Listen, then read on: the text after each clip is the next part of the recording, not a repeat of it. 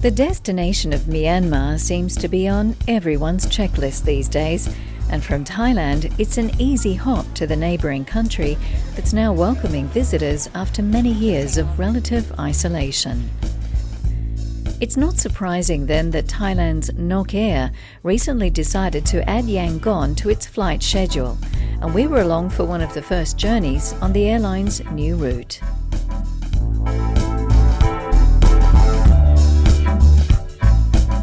Around 1 hour later, it was touchdown in Yangon, and then we were off for a walk through the city centre.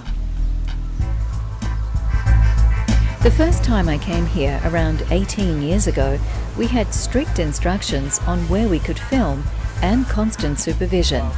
This time, we were free to roam. Our first steps took us to the famous Stephens Pagoda. So this is a very special pagoda for the Burmese people, isn't it? Yes, that's correct. What did you describe it as?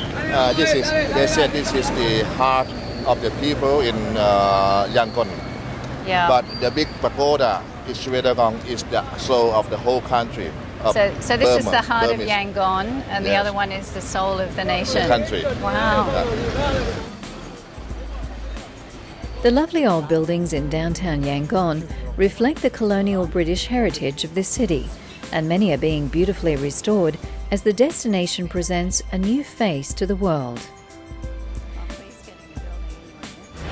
Well, if you want evidence of how much Yangon has changed, just head here to the city heart. There is construction on every street, tourists everywhere, and of course, the inevitable traffic jams.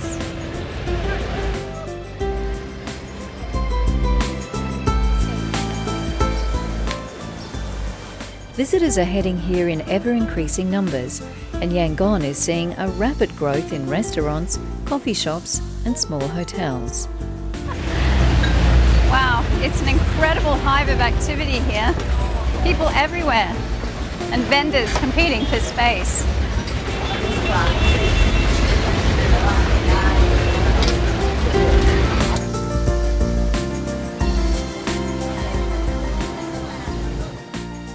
No walk through the downtown market area is complete without sampling some of the local food. You'll find dishes that waver between Thai and Indian in flavour, and plenty of local fruits. I'm not too sure though about the bugs.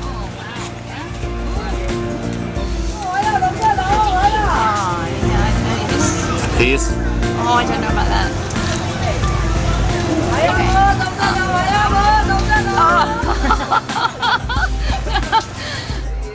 Our walking tour continued past courthouses, parks, government buildings, old churches and the classic red brick structures of the 19th and early 20th centuries.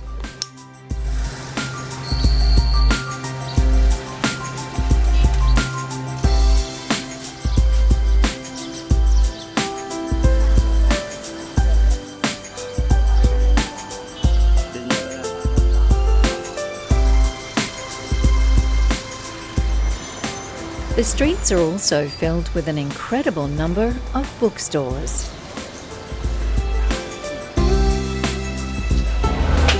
Take a look at some of the local book vendors and you'll see that the Burmese people are really set on broadening their horizons. Most of the books here are about learning, speaking, writing and conversational English.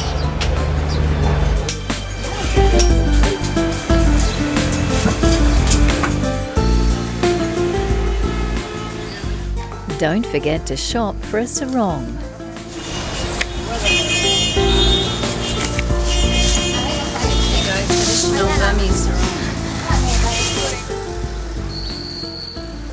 No visit to Yangon is complete without a stop at the famous Strand Hotel for a cup of tea.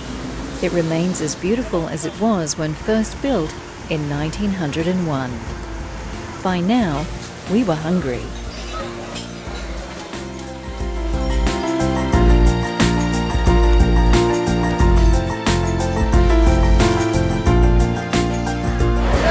Well, Burmese food is actually quite delicious, and if I was to describe it, I'd say it's a bit of a mix between Indian and Northern Thai. This is one of my favorite dishes. It's like a Burmese salad. It's made from green tea leaves, Looks like nuts, cabbage, lemon juice, a few other things. It's called lapeto, and it's really delicious.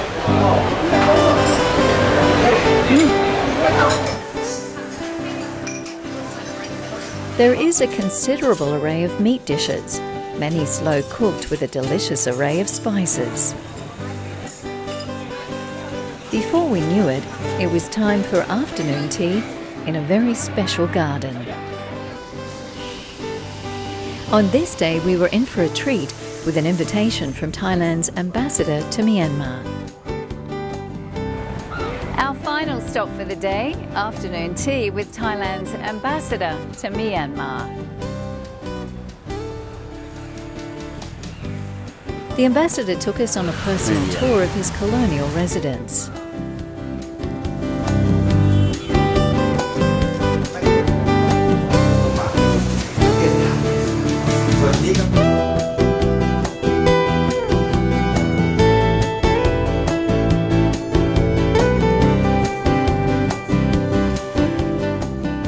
Our relations with Myanmar is excellent at this time because both countries we have the same policies to further promote and further strengthen our ties.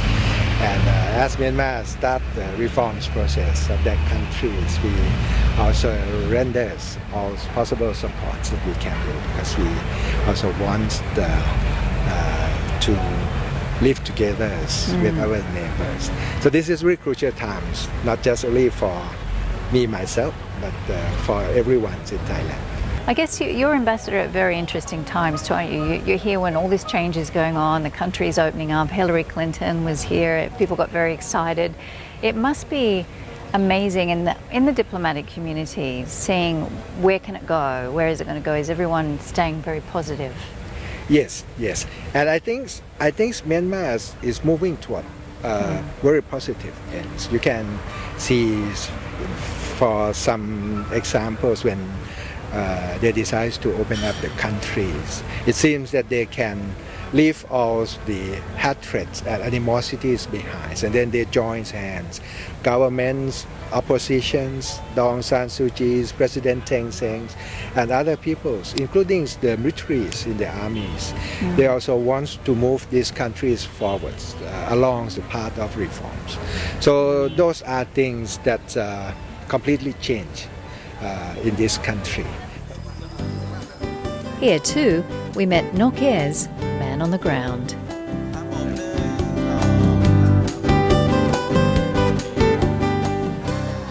Right, so Nok Air, first international destination is Yangon. Why the decision to come here? Because we see the opportunity for the business and also for the tourists. Because of after they open the country, we see for the opportunity to for the foreigner and for the Thai, they will come to here for the business. So it must be really exciting for you with this new destination here and being in a place where there's a lot of, I guess, a lot of anticipation, a lot of positive sort of thoughts about what the future holds. Yes, in here that, okay, I love the people.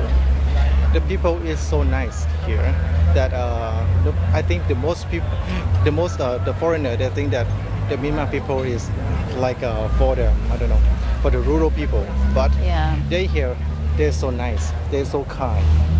So it's now's the time to come here. There you go, brand new Nok Air connection here to Yangon. Check it out. Yangon still had plenty of surprises in store. I had journeyed away from Thailand to Yangon with Nok Air. This is a city of stunning and historic temple sites, and one not to be overlooked is the Stephens Pagoda. This is a shrine with hollow passages inside to walk through, and its name means 1,000 military leaders, named after the military leaders who escorted a sacred hair relic of Buddha brought here from India over 2,000 years ago. Well, it's hard to believe now, but the pagoda was actually destroyed by a stray Allied bomb during the Second World War, and it was painstakingly rebuilt brick by brick a process that took around 15 years.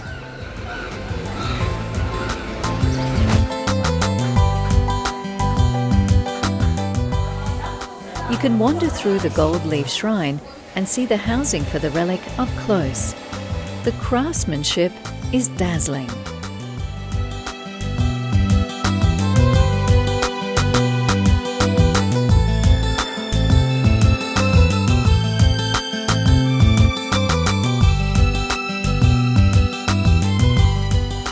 People also head here to see the resident nats, or guardian spirits, to ask for luck and prosperity.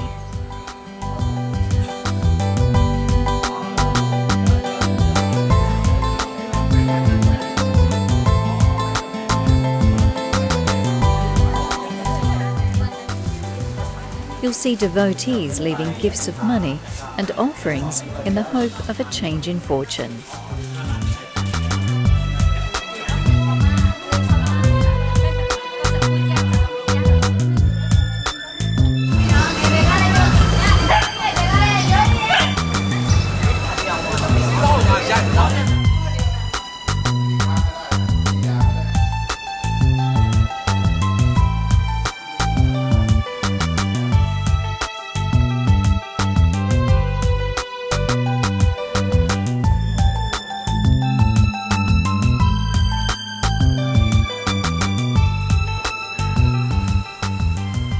Nearby are Mandalay-style Nanu Buddha, a monastery and small shrines where devotees pray every day.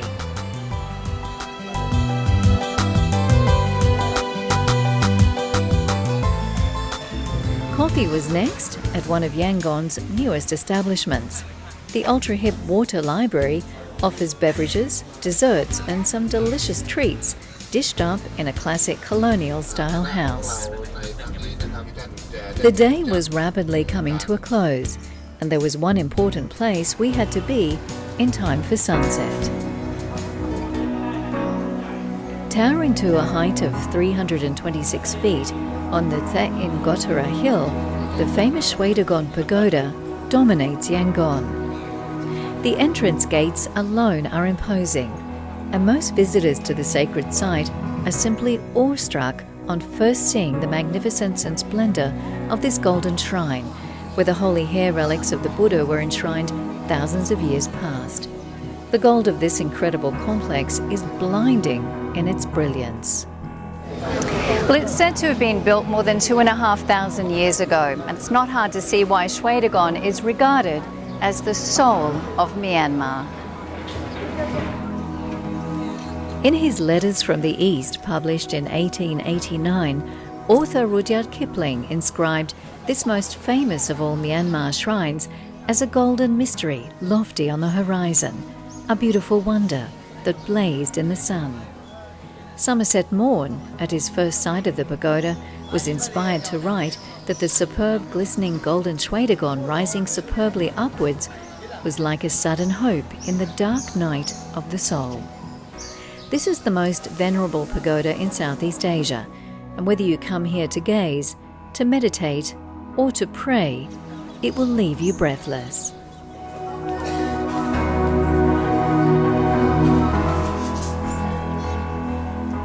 As the sun sank below the horizon, the pagoda took on a different hue, and devotees circled the site to make an offering at the appropriate shrine for the day of the week that was their birthday.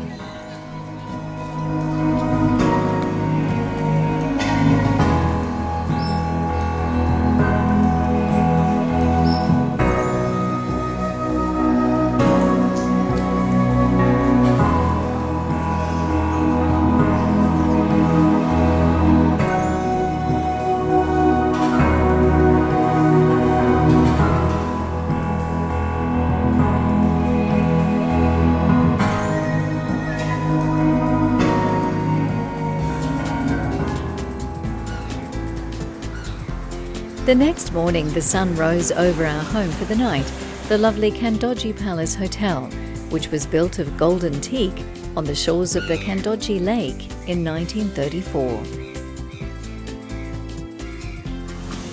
Then it was time to head to the local Indian and Chinese markets.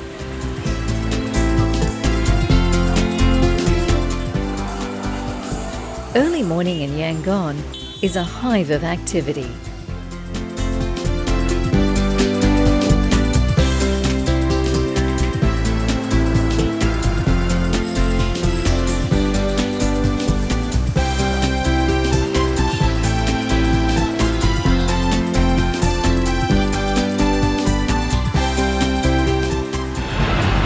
When you head down here to the morning markets, you can truly see the ethnic diversity of Yangon. You've got Chinese, Indian, Nepalese, and all the various tribes of Myanmar.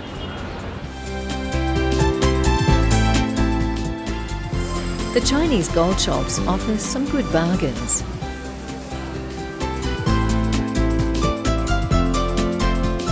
This is egg custard. It's baked, yeah? Sweet. Yeah. And if you are hungry, there are plenty of sweet local treats.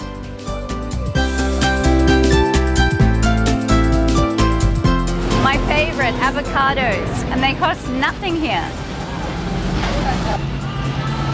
Wow. Thank you. Take the time to explore the city's stunning old churches and remnants of yesteryear. Yangon is racing towards the future, but the splendours of the past truly define this city. We had travelled to Yangon, Myanmar on one of Nok Air's first flights to the city. If your idea of a holiday includes shopping, then you can't come to Yangon without visiting Kyauk Oo Market, formerly known as Scott's Market.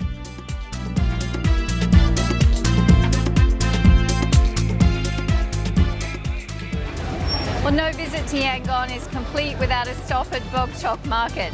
It dates back to the 1920s and it was formerly known as Scott Market, named after the man who built it. You could easily spend half a day wandering around this 70-year-old sprawling marketplace, and you'll always discover something new. Why is everyone here in a queue? Well, American soft drink giant Coca-Cola had just reintroduced its famous drink to the country for the first time in 60 years, and everyone wanted a free taste, including me. Kyauk Market has over 2,000 shops and the largest selection of Myanmar handicrafts you'll find under several roofs. You'll discover a huge variety of interesting souvenirs, from lacquerware and Shan shoulder bags to t-shirts and puppets.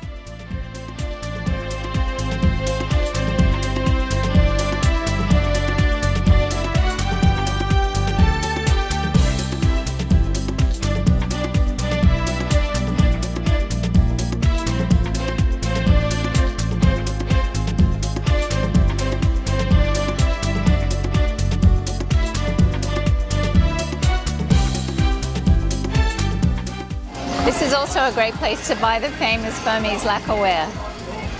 Very famous here. Yeah, sorry.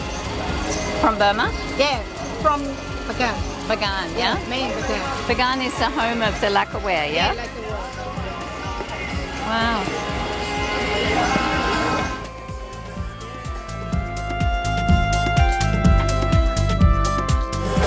A piece of lacquerware can actually take up to a year to make because it's folded layers and layers and layers. It's beautiful and strong. You can bargain here and you'll find prices are quite reasonable. Now this market has just about everything: food, clothing, jewellery, handicrafts from throughout the country, and a whole lot more. Don't forget to look at the gems and jewellery. Myanmar is famous for its rubies and its lovely local jade.